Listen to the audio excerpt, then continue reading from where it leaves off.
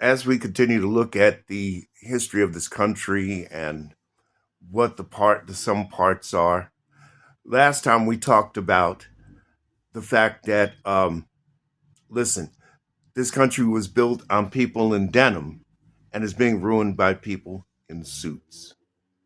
So let's go a little further into what government is about. I want to settle this debate immediately because we know that we're a democracy, but some people, especially a lot of the hardcore conservatives, want to call this a republic.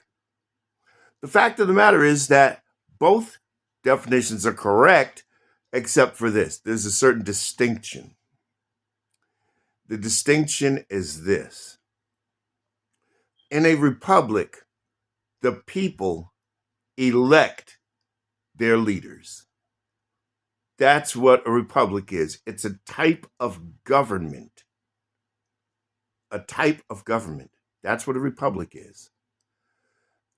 A democracy is where the whole of society believes in fairness, equal opportunity.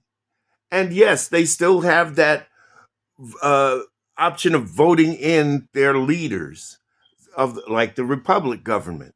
That's what it was founded on. But democracy is all around that. In other words, being a republic is just a component of a democracy. Where if you go to Russia, Russia is not a republic. They're a fake republic. They have elections, but let's be clear. Look at what Colonel Putin does. He assassinates his rivals. The last one, he crashed a plane full of people just to get rid of his rival. He has algorithms installed in the computers to manipulate votes at the tabulation level. Look it up. It's called the Russian tail. Russian tail. In any event, the ideal that we have here is democracy, where we vote on everything.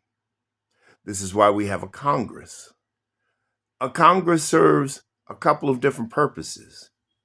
But before we get deep into that, let's look at the three branches of government. You have the executive branch, which is the executive or the president, and his job, as the words indicates, executive executes. He ensures, he makes sure it gets done.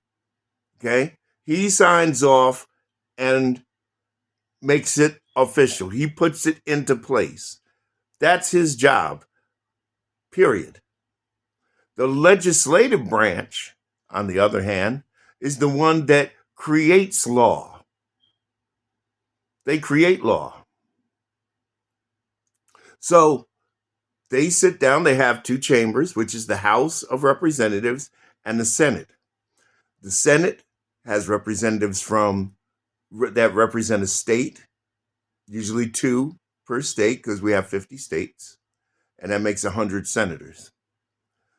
In the House of Representatives, however, you have several representatives based on the population of a particular state. So you might get 10 representatives from one state, just picking a number there.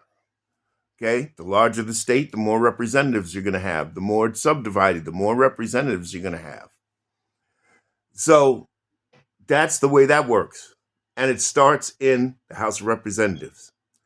They go through their processes, they introduce a resolution, they work on trying to turn it into a law. It goes through committee, and it then gets forwarded to the Senate. The Senate looks at it, they add to, take away from, or agree to it as it is, send it back to the House, the full House votes on it, then it goes to the president who executes it. But my point is that the legislative branch, which is the House and the Senate, create law. And finally, there's the Supreme Court that when there's constitutional violations as a position, they arbitrate that.